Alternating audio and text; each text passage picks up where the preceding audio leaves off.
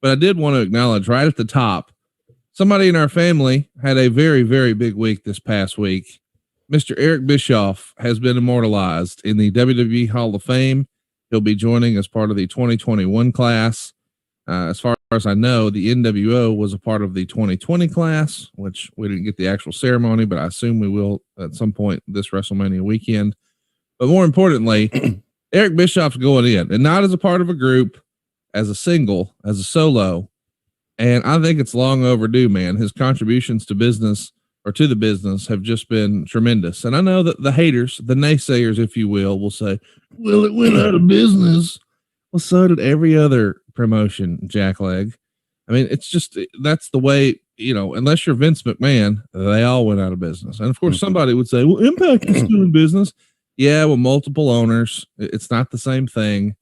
And I don't even know if you would call them in their current incarnation still in business. I mean, I guess technically they are. And so is technically Ring of Honor. But again, is anybody comparing Ring of Honor to WCW? No. I don't know how you could discount his contributions with Nitro and the NWO. And by the way, forget all that. He was one fantastic on-screen character for both WCW and the WWE. And I'm excited that he's in, Tony. What was your reaction when you heard that Eric was going into the Hall of Fame? I found out late last night, and I know he's in Wyoming, so I didn't have a chance to text him, but I am going to text him today when we finish and talk to him about this or chat with him about this. I mean, Eric has, you think about how great the 90s were for wrestling. He was there. He was the man that started this. Right. He was the man that started the war. Vince would have never started the war. He would have completely ignored us. And so Eric is responsible for all of that. And yeah, he's way overdue. He should be in the Hall of Fame. He should have been in the Hall of Fame a long, long time ago. And I think it's great that they recognize him. I think back to when they let him go, how terrible of a thing that was, but how well he handled it. Right. He handled it with dignity and class, unlike I would have. So yeah. And, we've gotten to know Eric. And I knew Eric before he became the boss of WCW. I knew how great a guy he was. You found out how great a guy he was. Yeah.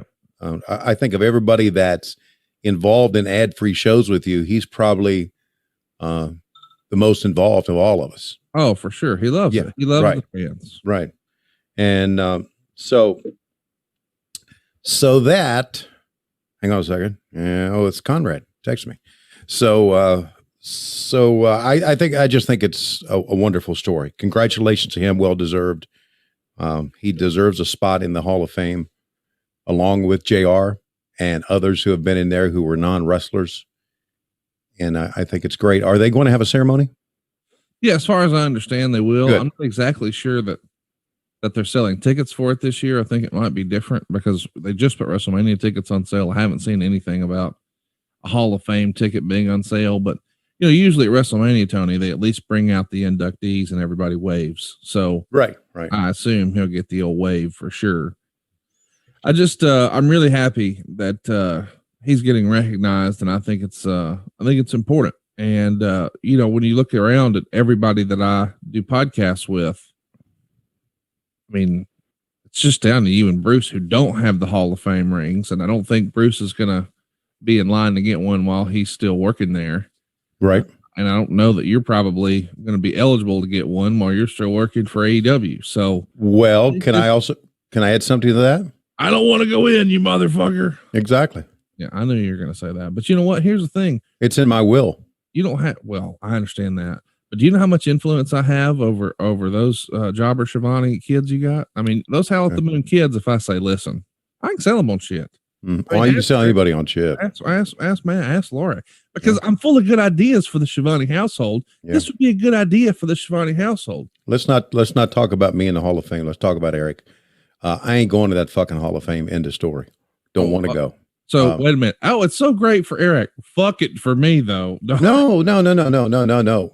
You know the issue. The issue is, would it be right for me to go in before Bob Caudle or Lance Russell? No, it would not be. It would not be. That's the story. Well, Coco Beware went in before Eric Bischoff.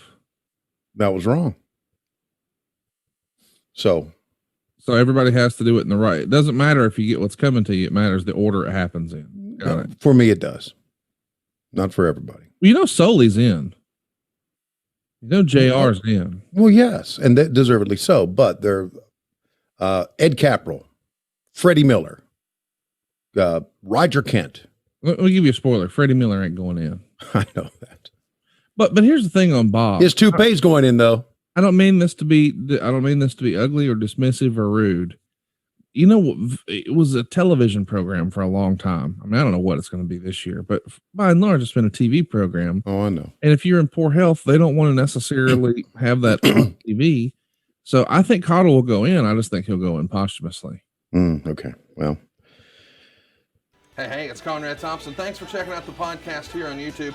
Be sure to hit the subscribe button and the notifications bell so you get a notice anytime we upload some new content. And go save yourself some money right now. If you're in a 30-year loan or you have credit card debt, it's not a matter of if I can save you money. It's a matter of how much. Find out right now for free at SaveWithConrad.com.